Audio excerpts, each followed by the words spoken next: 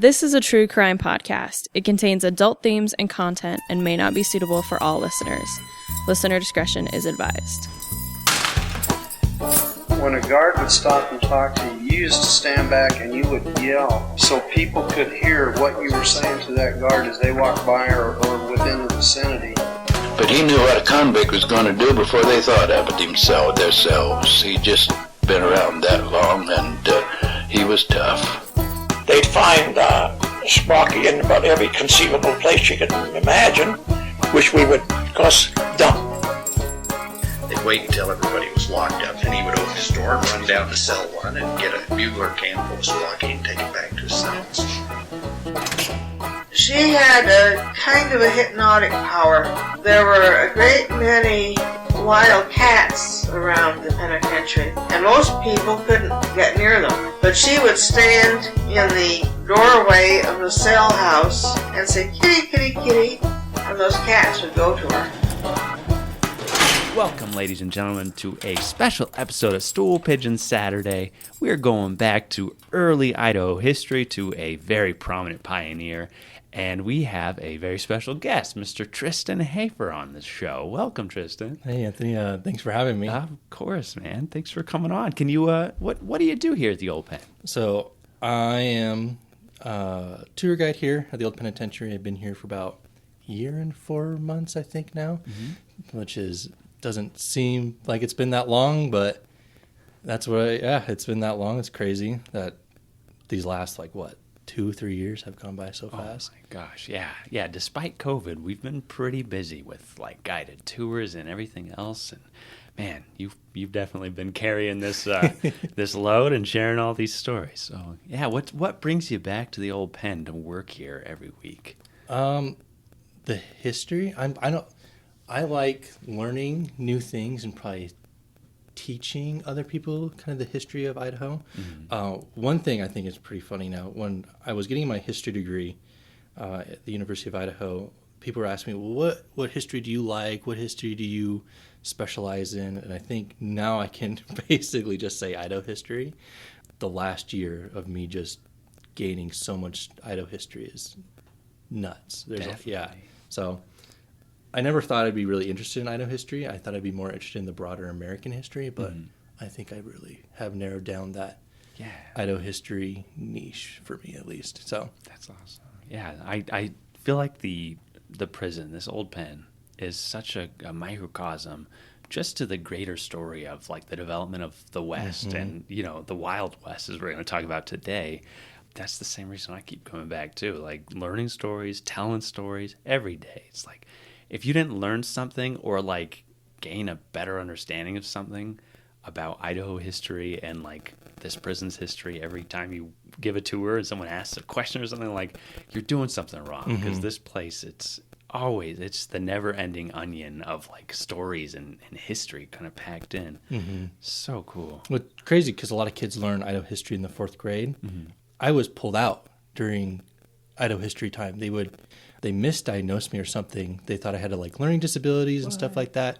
So they pulled me out and to have me, put me in these classes. So I never learned Idaho history. Oh my gosh. So my first real experience with Idaho history would have been in college. Yeah. Wow. And then, finally coming out to the Pen. And that's crazy. I knew Fort Boise. I knew miners came to Idaho. I knew just the basic stuff. But then I started really digging into Idaho history this last 2 years. And I think that's cooler to me, I guess, that the passion's more there. Yeah. Because I think a lot of people are, I did Idaho history in the 4th grade, and then they just kind of brush it off. But for me, it's I've been studying it these last 2 years. So besides the Old Pen, what else are you doing right now? So currently I work at Celebration Park. I started that midsummer. It's about 3 months ago now. It's the first archaeology park in the state of Idaho. So they have the petroglyphs over there. They talk about the native history, and they have the historic Guffey Railroad Bridge. So when I went out there, they asked me to kind of look into it, research more, see what I could find. And that's where I found Dewey. Dewey is very influential in why that bridge is there. And so here at the Old Pen, I thought I'd just look some information about Dewey on Ancestry.com. And I ended up doing the Old Pen Ancestry rather than just regular old Ancestry. So I put his stuff in, and then an inmate file popped up. And I was like, what? And this is what leads us to me now talking about Dewey at this podcast. So fascinating. For listeners, when we usually start our research, when someone asks about a family member, there's a little portal where you can just specifically look on Ancestry for Old Idaho Penitentiary prison files. And so Tristin thought he was just looking just generally for Mr. Dewey here and was accidentally in the Old Pen collection, and there is a prison file. And were you aware of his time in prison? So we'll get into that when I talk more about Dewey, but no, because it seems like he didn't want to talk about it. Right. And which is understandable. Yeah. Wow, yeah. And he didn't spend that long. We spent about 6 months here in the territorial prison. Yeah. But it seems like he didn't want to talk about it. So it definitely is those court cases, other people that have looked into it, and newspaper articles. Yeah. If you look in Idaho history books, it doesn't talk about him coming into the penitentiary, the territorial prison. But we'll probably get into why that might be the fact. Let's get into it then. Yeah. All right. So the inmate we'll be talking about today is inmate number 79, William H. Dewey. Dewey was a very influential historical figure in the state of Idaho. He's an early Idaho pioneer who owned a large amount of the mining claims in the Owyhee Mountains. His various investments into the mining business helped shape the Owyhee County that we know today. Before we talk about the crime that Dewey committed, I wanted to add some context to the situation. Anthony and Sky talked about the Owyhee mines in podcast episode 63. I highly recommend you all listen to that episode as they go into great detail about the early mining history in the Owyhee County. So my sources for today are the articles from the Idaho Statesman, specifically some articles written by Arthur Hart in the Idaho Statesman. He was the historical director for the state. Articles from the Library of Congress, Chronicling America, Ancestry.com, the Idaho State Historical Society archives, reports done by the Inspector of Mines in Idaho from 1902 to 1914, History of Idaho, Gem of the Mountains by James Hawley, History of Idaho by Hiram Taylor French, the Owyhee Outpost, historical publication done by the Owyhee Museum, the Owyhee Museum and Archives, and I'd like to just say thank you to everyone at the Owyhee Museum, the volunteers there, the director. They were so kind. They would bring out just mountains and mountains of just sources for me to use, and it was incredible what they could find. That's so cool. A book called The Union Pacific Rail's Two Mines, the Boise, Nampa, and Owyhee Railroad, New York Times article on the Panic of 1873, as well as a Wikipedia article on the Panic of 1873. And then finally, a thesis done by Faith Fastaben called William Dewey's Darkest Days. Oh, wow. Great source list. I love it. I know. I thought, I was like, this might be a little too much, but oh well. Yeah, that's good. All right. So to recap, news of gold being found in Idaho spread across the nation in 1862. The newly discovered gold deposits resulted in around 8,000 to 10,000 people rushing to Idaho in the hope to strike wealth. Mining towns began to form across the territory. One of these towns was called Silver City. Founded in the Owyhee Mountains in March 1864, it quickly became one of the most profitable mining areas in the territory of Idaho. Between the years 1865 and 1875, over 30 million in bullion, gold or silver in bulk before coinage or value by weight, was shipped from the War Eagle Mountain mines alone. And that is in today's value. So I know you like to ask this question about inflation, so what do you think the backwards inflation is that? 100,000. It's 1 million. $1 million. So just from one mine alone in 10 years. Wow. And then that equals about 30 million now. Wow. Yeah. Jeez. So in 1873, we have the Panic of 1873, which resulted from markets around the world collapsing. This hurt the mining industry. In 1875, several large mining companies had to close when the price of silver dropped sharply in relation to the price of gold that same year. Also, banks located in California that financed the mines went bust due to the economic depression in the 1870s. The mining industry never fully recovered despite several periods of renowned mining activity in the following years. The 1890 census shows that the county having a population of 2,021, a dramatic decrease from the estimated population of 5,000 in 1866. Jeez. So a little fun fact I learned about this. The crisis, this depression, would actually result in the United States dollar being pegged back to gold through the Spices Resumption Act. I believe that's how that's pronounced. After it was unpegged during the Civil War. The reason you want to unpeg your currency from any hard gold material like that is because you want to be able to print so much money to fund your war. And it wouldn't be until about the 20th century that you can actually go into banks and then exchange dollar notes for gold. Wow. Of course, that was then come Nixon, he took that away. So we have the revival in Dewey. After the first mining boom, which ended with the economic disaster in 1875, only small individual miners worked small claims for about the next 15 years. The first revival took place in 1889, where an average of 1 million a year in gold and silver ore was recovered from the mines still being worked. In 1889, the Blackjack and Delamere ore bodies were discovered in the Owyhee Mountains, followed by the discovery of other large ore bodies. The area became a prominent silver-producing area for the whole United States. So when I went to the Owyhee Museum, they had a graph of all the ore and gold, silver ever taken out of the Owyhee mines from 1863 to 1939. So in ounces, about 21 million ounces of silver was taken out of the Owyhee mines. In pounds, that's about 1.3 million in pounds. Wow. And in tonnage, that is 671 tons. So, and that had a value back then of about $18 million.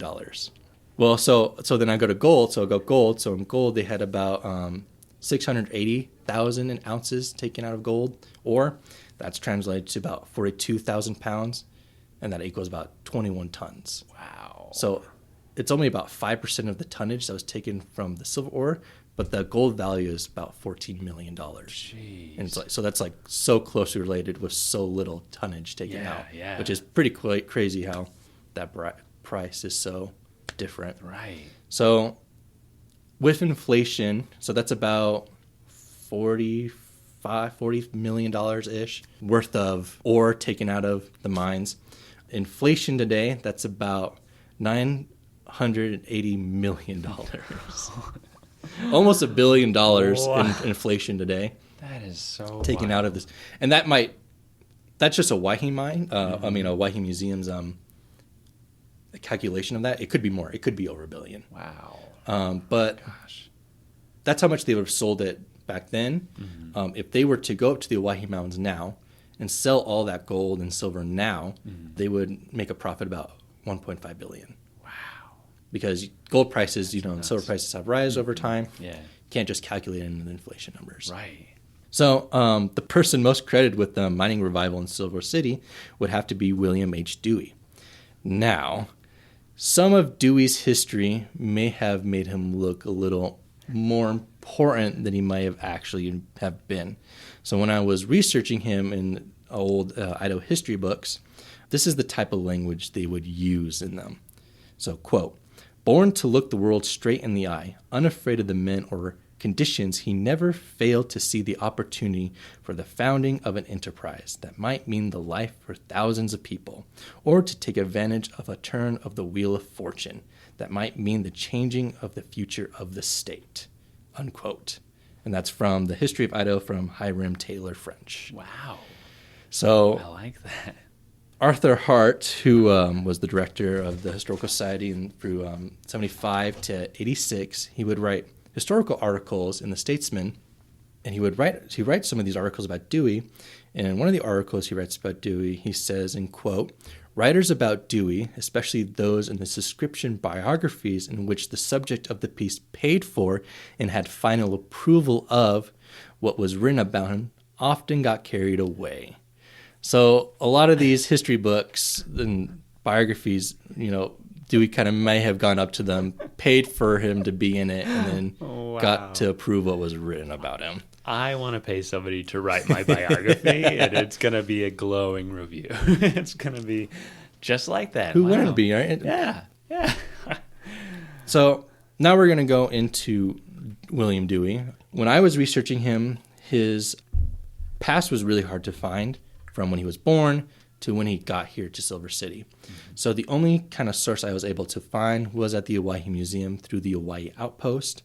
Some of it adds up, like certain deaths when he arrives in certain places. Those all kind of line up, but I don't know if specific actions or events that happened during this year actually transpired. Yeah. And I'll point those out as we go. All right. So William Dewey was born in Massachusetts on August 1st, 1823. His family moved to Buffalo, New York, where his father ended up dying in 1831 due to an election day night fight. Now, I tried my best to try to find out what this was about, like what could have happened, but this is only a claim that's made in the Owyhee Outpost. His father did die that year, though, so we do know his father died when he was very young. Because of this, his widowed mother took a lot of her frustration out on Dewey by beating him until the age of 11, when he decided to run away from home. William turned out to be a natural entrepreneur, working as a mule driver pulling a barge on the Erie Canal, which is just amazing when you think about the age of 11. Jeez. But also you think this is, the Gilded Age, so this is very much the time of child labor. So within 4 years, he owned 2 barges of his own. Another business that William had was smuggling horses from Canada. He would buy horses for $1 and resell them for $13 in America. This is very illegal, but ended up being very profitable. Sounds lucrative. Yeah. There's a claim that he had 2 wives when he lived on the East Coast, and they were both lost in childbirth, as well as 2 sons. However, I couldn't find any records of these marriages or kids other than what was stated in the Owyhee Post. The 2 marriages that I know of were both in Silver City. However, by 1852, he had enough money saved up that he decided to relocate out of New York and set off for a venture, traveling through Panama and arriving in San Francisco. So this is what I found weird. If he has 2 wives and they die on childbirth, that's understandable. They died, he wants to leave. But apparently he has 2 sons. Yeah. Why is he leaving his 2 sons in the East Coast and while he goes off to California? And they would have been, he's about 29. Right. And if, let's say he has his kids at 18, they have to be at least. They're still 10, 11 at the most. So he's like, all right, kids, I found my own way at 11. You can get going. Yeah. But I don't have any records of him actually having been married or have any kids. So and that's only a claim made in the Owyhee Post. So I don't know if that's true. If you know some Deweys, maybe. So he arrives in San Francisco. His hope was to strike wealth during the California Gold Rush. While forming different business connections in the area, he becomes partners with an Irishman named Michael Jordan. It's not that Michael Jordan. Yeah, that's my favorite. Mr. Michael Jordan. So you know what? Funny part is about this, I'm named after Michael Jordan. Not this Michael Jordan, the actual basketball Michael Jordan. So my name is Tristin Jordan Hafer. So Tristin from Legend of the Falls, when Brad Pitt played Tristin. And then my mom was super into basketball during the 90s. So Michael Jordan. So Tristin Jordan. Wow. And then I get my last name from my father, obviously. Nice. So yeah. So interesting. I love it. That's cool. A bit of a connection with this story. Michael Jordan. A little bit. Okay. Yeah. That's the thing about history. You can find yourself in all these stories. Yeah. Both men ran a contracting business together and worked on the early version of the sewer system in San Francisco. Again, I tried to briefly look that up. That's not something I could find. Yeah. When I briefly looked it up, it sounded like they didn't have a real sewer system till the 20th century. So that's a weird fact. They could have just been building latrines for all I know. Guess. Yeah. They decided to take residence in Virginia City, Nevada, for the lure of gold was strong for both men. It ended up being a great disaster for the two, as they ended up losing a lot of money from bad investments. Michael Jordan and William Dewey agreed it was time to move on, But William was sick with malaria, so he gave Michael the remaining money they had left.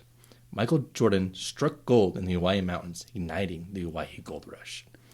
I'm sorry. When the malaria part, take my last dollars. Like, I'm just gonna. See, that's what I mean. That's what I was picturing. Is him just like he's passed out on a bed, and Michael's just like, well, he's not gonna use it. So, I think what I read it was that Dewey's like, go take it, lure us somewhere better, and then Michael Jordan goes all through Idaho and he can't find anything. And the last spot he stops at, and he finds gold. And then he sends a man, and Dewey comes riding it. It's kind of that stuff. You're like, all right, did you really know Michael Jordan, or are you just trying to tie yourself to the legend? Totally, yeah. Or were you just passed out from malaria and Michael Jordan stole rifled some through money? your You stole your money, and then you didn't want to look like a sucker. Yes. Oh, boy. So, William heard about the newly discovered gold and began to walk from Virginia City to the Hawaii Mountains in November 1863. This is a distance of 370 miles and would have taken him over 120 hours to walk. Probably longer, because that's with the main roads now. Yeah. In November? Like, why didn't he wait until, June? Well, he's from the East Coast, so what does he know? Well, I guess he's from New York, so they get snow. Yeah. But, trying to think, that's about 4 days. It probably took him more than a week. Oh yeah, I imagine. Jeez. But again, it says all the sources say he walked, like all of them. I've had 4 sources that he walked. Man. But again, did he really walk? He was carried. Yeah, it just seems a little much to walk that much, especially when you have all these people at the same time wagging over there. So yeah, interesting. Okay. Once he arrived, he got right to work. He made the wagon road that led to the mining claims from Reynolds and set up a tool booth. He began to run into some real estate problems with Ruby City, the first city in the Silver City area, and decided to stake out a new town set with Amos Springer and Pete Donnelly, creating Silver City. Now this, I think, is actually true. I have several sources that actually say that he was business partners with these two men, and they actually did stake out Silver City together because Ruby City was being jerks in a nicer way. They didn't want to give any of the mining claims they had to anyone else. They didn't want to lease the land to anyone else. So they literally said, okay, we'll do it ourselves. And 10 feet to the left almost, they made Silver City. He began to set mining claims and hire men to operate his mines, as he had little experience in running a mining company. Notably, he would hire W.H. Summercamp and A.G. Strucker, names that will be important later in this episode. William found love in Silver City and married Mary M. Mogul in 1866. She gave birth to their son Eddie Dewey on October 23, 1869. Mary passed away in 1875 from sickness, adding to the depressing shadow covering Silver City during this time. William didn't seem too overall saddened for long, though, as he remarried the same year to Belle. She gave birth to another son and daughter in the coming years. What was her name? Belle. Through his investments into the mining business, he became the driving force behind many projects that shaped the second mining boom of Silver City. In 1889, William purchased the Dollar Trade Company and owned several mines in the Florida Mountain west of Silver City. Mining activity began to increase in the Hawaii Mountains after a long period of stagnation. This resulted in several proposals for the construction of a railroad to the mines. William took advantage of this and started the Boise-Nampa Railroad Company to help move supplies to Silver City in the late 1890s. The railroad was needed by the mine owners to ship out gold and silver. The railroad also helped to bring in food, supplies, equipment, and materials, including large quantities of timber. By the 1890s, the local mines had been stripped bare of all available wood, which had been used for fuel. You can still see the impact this had on the land from Google Maps. I went to Silver City recently. Mm-hmm. It was beautiful. I recommend everyone going up there. Be respectful, though. We had a local guide, so he's really mad about all the kind of people go up there. So you have to be really respectful. It's not like something like, say, the Old Pen, where you can just look around, take pictures, and stuff like that. You really need to respect the land. People do live there. Mm-hmm. So if you're going up there, try to be your most best citizen. But it's super beautiful, and I recommend anyone go up there, just seeing it really does look like you're dropped in the Old West. Yeah. And then it's weird because it does kind of look like nature has kind of reclaimed it a bit. Mm-hmm. I did like a panoramic video of it, and then of Silver City, and you can see all the trees and stuff. And then we went into the hotel, met the guy that owns the hotel now, talked to him, and he had this picture of what Silver City used to look like in the 1860s. And I mean, there's no trees anywhere. Wow, yeah. Yeah, nowhere. And then if you go on Google Maps, you can see, I forget what the mountain below the Owyhee Mountains is, but there wasn't any real mining down that one. I think it's either second or third one down, and it's just covered with trees. So you can use that as an example of just how stripped the mountains were from all the trees, and it's crazy. Sawmills near Flint and Dupson Creeks were depleted of local forest, and wood had to be hauled from Dry Buck in the Boise area, an expensive trip by wagon.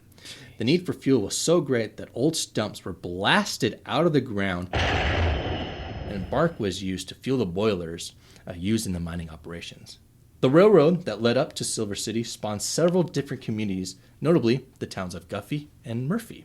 The railroad terminus ended at Murphy. From there, stagecoaches were still needed to get up to Silver City. And I think this is like almost the perfect scheme for Dewey. Mm-hmm. You had to buy his train ticket, and then he had to buy his stagecoach because he has a toll booth and stuff like that. So, perfect scheme in my opinion. Serious. This, however, lessened the cost of having supplies shipped up to Silver City. Dewey still wasn't done, as he then invested in the first dam to ever be built on the Snake River. The Swan Falls Dam, built in 1901, brought electricity to Silver City. Yeah, that's amazing. Have you ever been into Swan Falls Dam? Mm-hmm. Yeah, we did. Idaho Power took us in. That's so cool. I'll have to show you some pictures of it. That's cool. We saw the turbines that moved that powered it. Yeah. I believe his name was Ty. He's the archaeologist for Idaho Power. What? Yeah. So he gave us a tour. We started at the canyon, went down. They have a mini museum in there, and he took us to some behind the scenes stuff. Wow. He took us up to like the control room where all the switches and stuff are. Wow. That one was cool. Really cool, because that was like you're being dropped into the 20th century, like just the beginning. That was really early cool. Mechanics. Wow. That's crazy. Now that was steampunk. Yeah, steampunk. Yeah, that's cool. I'm thinking of Wild Wild West. That's almost what I thought. These years would be the most productive for Silver City. With the advancement in mining technology and the use of electricity, the mines quickly went bust, and by 1914, many of the mines closed. Today, only a small amount of mining is done in the Owyhee Mountains. I think it's behind Florida Mountain, there's a Canadian mining company that is mining back there. They're stripping the mountain. So that's Silver City. Mm-hmm. It's rise, to its kind of crash, to its rise again, to finally dying out finally. So I hope that brings context to what we're about to enter now. So we're going to now enter Dewey the Criminal. Ooh. So the date is August 1st, 1884. So just 10 years after, the economic depression, and things are just kind of stale. Nothing's really happening. But today is Dewey's birthday. So was he 61? 61. He has reached the age of 61. He's living in Silver City with his son Eddie Dewey, who is 15. I like to note that Ed Dewey would actually become mayor of Nampa in, I believe, 1906. Around that time, I think he becomes mayor of Nampa. That's cool. His fourth wife, Belle Dewey, who is actually 30 years younger than William himself, and she is busy tending their newest born son, William Cornelius Dewey. At 10 in the evening, a crowd had gathered at Sumner Camp's saloon. Tending the bar was Henry Sumner Camp, the owner's son, and Joe Koenig. A fight had broken out in the saloon, as was common in the western saloons during this time. William had entered and joined in the exciting and noisy dispute. I mean, it's your birthday. Why wouldn't you want to be a little riled up? Oh, yeah. Especially when you're 60. I still got a little kick in me. Koenig, fearing serious trouble, told William's group that if they wanted to fight, they had better take it outside. He had told this to the other patrons that were also causing fights within the saloon. Koenig yelled, quote, "I mean this. I'll have no more fighting in here," unquote. William responded by saying, "What do you mean to do? Call me out?" unquote. The two exchanged insults and profanity until William remarked that the two should meet outside. William had been known for his temper in Silver City.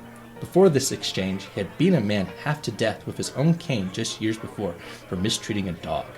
So this is something that Arthur Hart pointed out in one of his articles, that it seemed that Dewey had a knack of getting in trouble. Koenig was 20 years younger and 6 feet tall. He was egged on by his lodge brothers, but refused the challenge, as William Dewey was an older man and he was armed. W.H. Summercamp, the saloon owner, finally came to relieve Koenig for the night and suggested that both men better leave. They both took his advice. As others went about their night, Koenig could not get over the interactions between the two. The next morning, Koenig told Summercamp, the elder, that he would have William arrested to keep the peace. He feared that William would be after him and cause even more trouble. Summercamp told Koenig he needed to, quote, let the matter go, unquote. Koenig would go around town talking about the argument the two men had the night before. Worried people may fear him a coward for not fighting with William, he explained that he had to, quote, take water, be humiliated, because he was, quote, healed, armed. Koenig claimed he would not back down if William came after him, as he was, quote, ready for him, unquote. Hastings, one of the witnesses for the trial, offered to sell Koenig a gun for protection, but Koenig responded by showing Hastings his new gun and saying, quote, this is my gun, and Summercamp's money paid for it, unquote. So the gun he had was a Colt 44. It says it's brand new, so maybe that same year, if not year before. However, in this exchange, Koenig applied that because Summercamp pays him, that Summercamp ended up paying for the gun, not that Summercamp hired Koenig to kill Dewey. But that is a rumor that did spread around Silver City because he made that statement, which is a very weird statement to make. Totally. By 10 a.m., Koenig went home where he ranted to his wife of what had happened the night before and feared that William would be after him. His wife asked if they should get the gun they kept in a trunk by the bed, but Koenig told her that he was already armed with a new gun. Koenig then made his way to the local brewery where he evidently sampled Mr. Schneider's product. And Schneider is the brewmaster. Okay. Mrs. Koenig Sampled the product. That's what I like to do. Mrs. Koenig stated during the trial that Koenig came home around noon quite drunk and fell asleep and didn't wake up until 3 p.m. Jeez.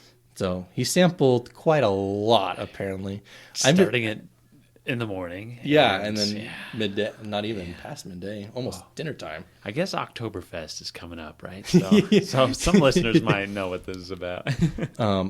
During this time, William was at home waiting for Summercamp to return from the mines, as his old age made it almost impossible to visit the mines. William stopped by the Hastings Saloon for lunch and drinks when Summercamp returned. William assisted with unloading the wagon, and Summercamp offered the men to rest at his saloon. William sat down and began to read the newspaper. At 4 p.m., Koenig comes into the Summercamp saloon, passes by Dewey's table, and says, quote, come on out, I want to see you, unquote. William followed Koenig into the alley outside the saloon. William stopped at the doorway of the saloon when the ringing of a shot was heard throughout the saloon. William flung to the left side of the door. He then leaped out, and a gunfight between the two men erupted. William fired at Koenig as he moved up the hill. Koenig fires at William, hitting the ground around him. Both men were behind cover until William emerged with both hands on his gun, aimed where he last saw Koenig, and fired. William found cover behind a boulder, thinking Koenig is following. When Koenig didn't chase, William pocketed his gun and returned to the saloon where he drank a glass of water. William returned to the alley where the law had just arrived. Koenig was shot in the left thigh, rupturing a main artery. So that can't be pleasant. William was arrested on the spot, saying to the officer, quote, well, I had to shoot. You wouldn't let anyone shoot at you and not do anything about it, unquote. He was taken into custody, and Koenig was carried from the saloon to his house next door. The officers questioned Koenig on what had happened, and Koenig yells, Dewey shot me, unquote, which is, a correct response to have when you were just shot and someone asks you what happened. Oh, my God. When asked if it was the first shot that hit him, Koenig replied, quote, yes, He shot me in the back. He shot me just as I went through the door, as I was going through to the boards, unquote. Dr. D.H. Belknap attended Koenig until he died from blood loss at 7 p.m. Wow. One of Koenig's final statements before he passed was, quote, "He shot me, and it was cowardly," unquote. Oh, he shot me, and it was cowardly. Mm-hmm. Wow, those are some pretty damning words about this man. Mm-hmm.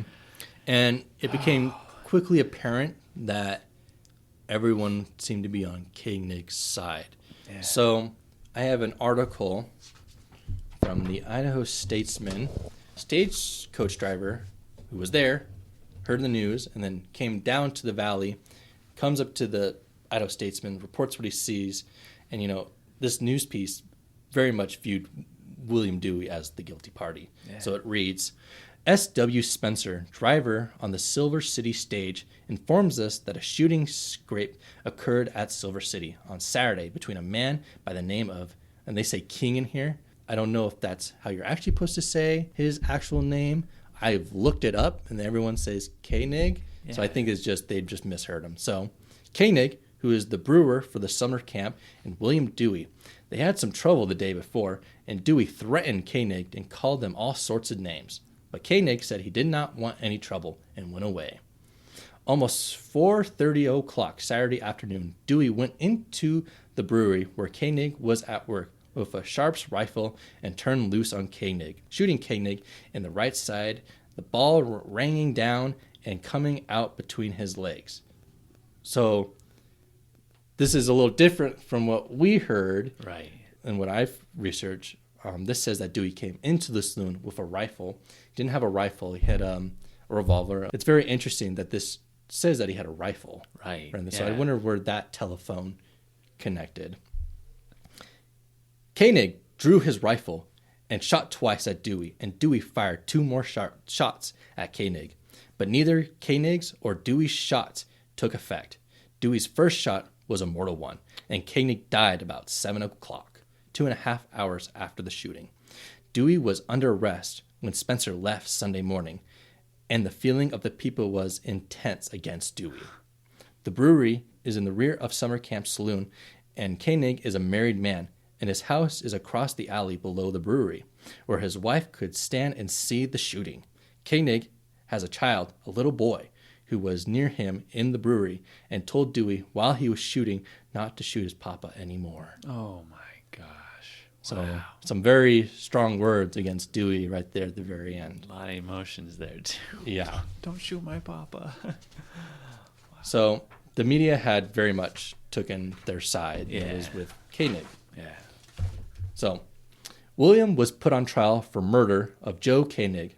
Many were convinced that William Dewey was a, quote, cold-blooded murderer, unquote, and should be punished. Almost everyone had an opinion on what happened that day.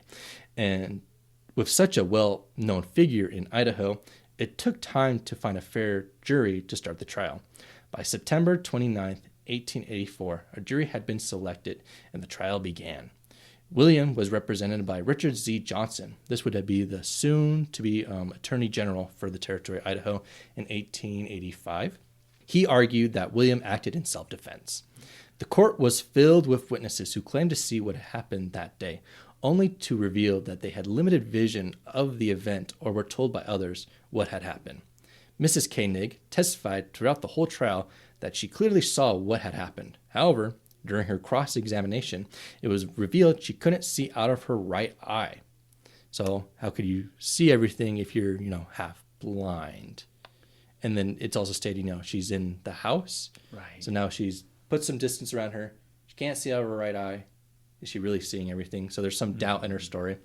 Her son, who was claimed to be next to both men during the gunfight, was in the saloon the whole time as the men were shooting each other outside in the alley. So that report of, don't shoot my papa anymore, that probably never happened. That was very salacious. Plea to emotions, for sure. Mm-hmm. Oh my gosh. People even withheld testimony because they wanted to avoid, quote, getting mixed up in any court business, unquote.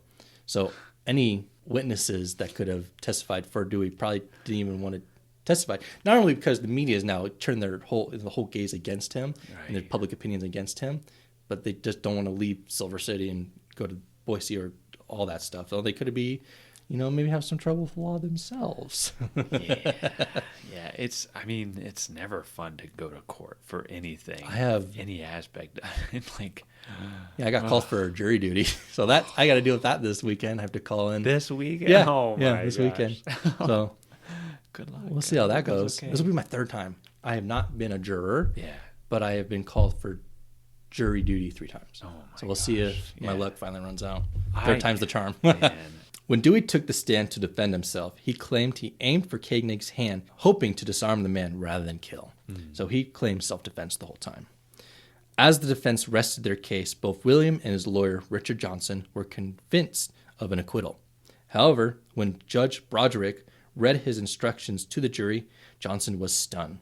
The judge had placed blame on William Dewey for his actions. His instructions read to the jury, they read as if William had already been found guilty. I guess the judge wrote a big, list of what they should do, their instructions. Yeah. And Johnson went down them by section, like, this is wrong, this is really wrong. So he does. Section 6, quote, the defendant in this case admits the shooting at the deceased with intent to kill, but claims justification, therefore, unquote. So the judge had said that Dewey, during his either defense or somewhere during the trial, that he either misspoke or the judge read him wrong, that Dewey did have intent to kill. Yeah. So he's telling the jury this as their instructions to look over the case. When that's not the case, when Johnson is arguing for self-defense, he never had intent to kill. I'm showing that he tried to disarm him, not kill him. Right. But the damage, is already done. The jury goes into deliberation. It takes them 2 days to decide the verdict. On October 2nd, 1884, they find William H. Dewey guilty of manslaughter. Wow. So he stood trial for murder and got manslaughter. So he's guilty of manslaughter. A stunned Dewey looked onto the judge as the judge gave him a maximum sentence of 8 years of hard labor in the Territorial prison. Wow. So not only did the judge instruct the jury Dewey did have intent to kill, but then he gave him the maximum sentence possible. So these judges in the West were ruthless. They were just... Yeah, you're trying to keep law and order in a place that it's hanging by a thread sometimes. Yeah, so. I kind of compare them to like Judge Dredd. So, judge, jury, executioner. Like, yeah, it's crazy. 8 years. You're 61 years old. He's 61. You were celebrating your birthday. Get into an argument with this guy who's 20 years younger than you.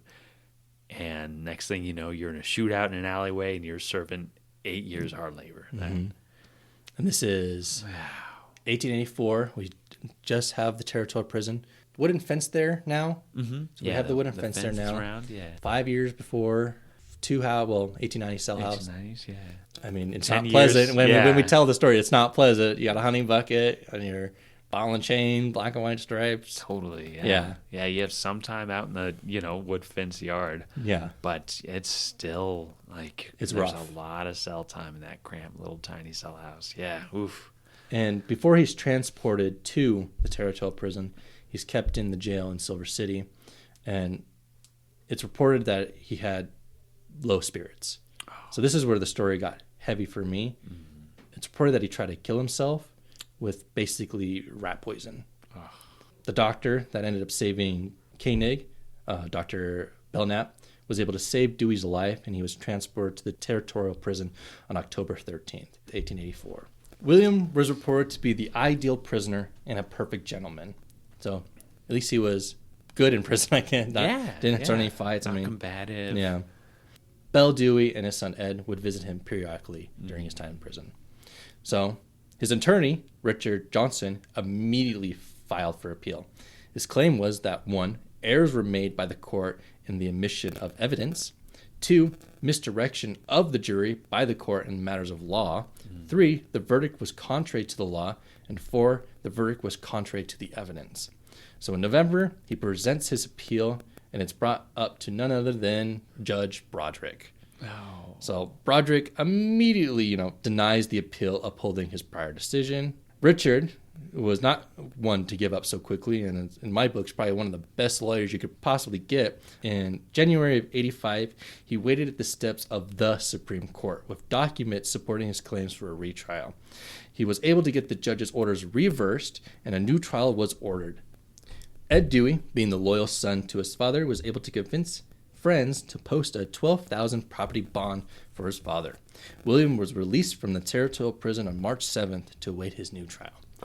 William's new trial began on May 23rd. Judge Broderick again proceeded over the trial. The trial played very much the same as the other. However, I left out some key information. After the two men interacted with each other on August 1st, Koenig went around town ranting to people that the reason he didn't want to fight William was because he knew that William was armed, not because he was cowardly. Koenig repeated this line that he wasn't a cowardly person, and if William wanted a fight, he would be ready for him. He went to his wife and stated that he wouldn't be disrespected by William and informed her of his new gun. On his way to the brewery, he met with Mr. Schneider inside. Koenig asked Schneider, quote, "Maybe you think this gun ain't loaded," unquote. He then fired into a wood pile in the opposite corner of the room. Wow. Good morning. Good morning, Mr. Schneider. Jeez, I'm awake. Let me now. sample all your beer and then shoot your wood pile for you.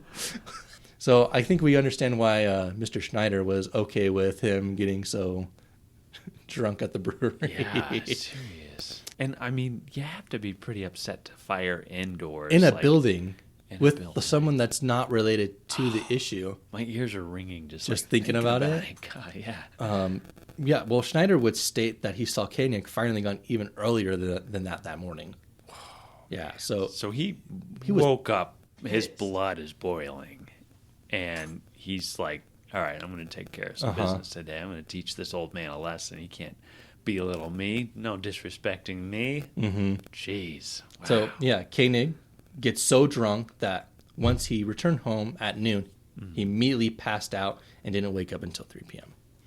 When Koenig got to the saloon at 4 p.m., it is noted by witnesses that Koenig looked unnatural, either by the drink or having just woken up. Finally, we come to what I call the smoking gun.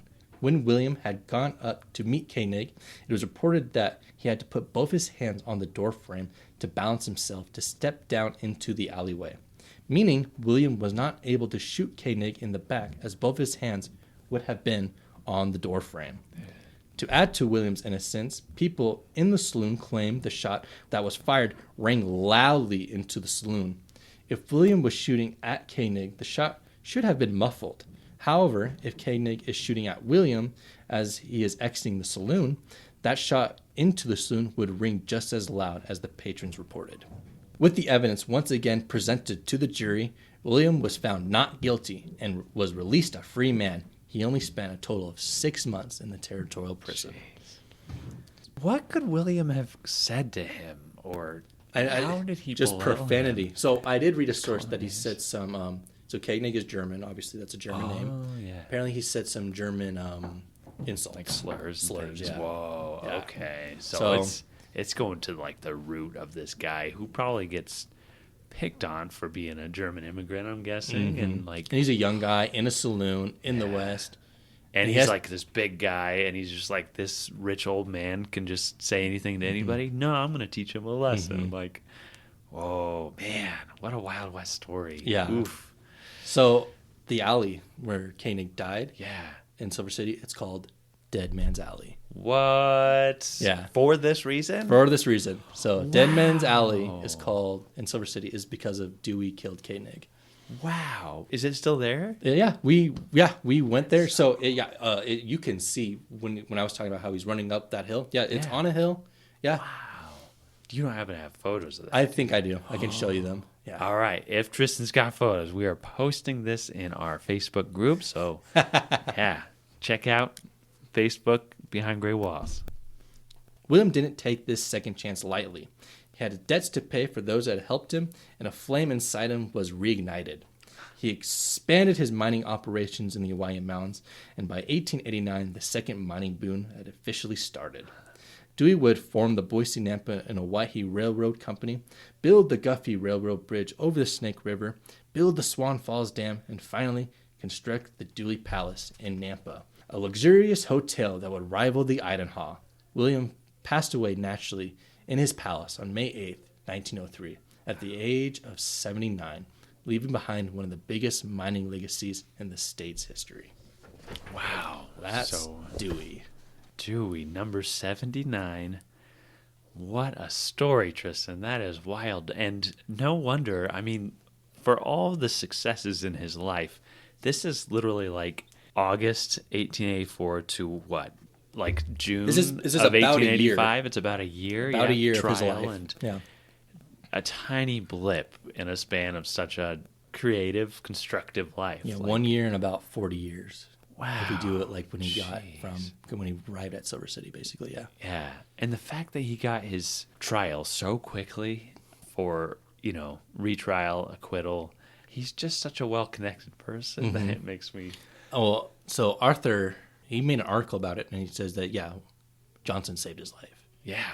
Johnson went the extra mile, which I wonder, I kind of was thinking about this today. I was like, I wonder if this case made him run for attorney general because of what he saw what this judge did, or if he was running already and he couldn't afford to lose such a high-profile case. Man, I bet you have a little bit of both of those. Yeah. And now you have a benefactor. You have somebody who's probably going to help pay for your campaign. And I've heard reports. I haven't dug into that yet, but I've heard reports that after he was released from the penitentiary, that he actually became friends with the warden, and they both became business partners in mining. So. That's so cool. Oh my gosh. Great work, Tristin. Thank wow. you. Anything else you want to add? There's just one article. I wish I had it on me, but when Dewey got out of the penitentiary, he hated every big wig in Boise. One of the reasons I think when I say he has this new fire is that he wants to make Nampa the town. Yeah. So he builds the Dewey Palace, extends the railroads, which is ironic because today, so they got rid of all the railroads through the 20th centuries. In the 40s, they start taking the railroads out. And in 2013, they finally took the last of the railroads out. Yeah. There was like articles in the Statesman's like, why Nampa will never be as good as Boise, 10 reasons. And it was like, Boise is the hub of all that is intellectual, and Nampa is where all the working class, dirty peasant people work. Oh my God. And it's like, this is not giving off the message you think it's giving off. Yeah, what do they say? The great state of Ada. That, unfortunately, we try to avoid that. Nampa is actually a pretty happening place right now. Like, my gosh, just Idaho in general. But, man. Listeners probably asking about this. Where's the Dewey Palace now? So Arthur was a big proponent for historical preservation. He saved the historic Guffey Bridge in the 70s, saved it from being demolished. And he tried to save the Dewey Palace, but he couldn't get enough money. So he couldn't save it, so they tore it down, and now there's a bank there and a tire shop. Wow. And this is why everyone should become a member of the Historical Society today. That is the commercial. There we are. Yeah. Seriously. Yeah. If you want to support this podcast, you can do that by becoming a member of the Idaho State Historical Society. You get unlimited free access to our state museum, to the old pen. You get like regular updates on all the events. You get early access tickets to all of our events, the ones that sell out, like paranormal investigations and things like that. Definitely. Thank you, Tristin, for bringing that up. That's very important.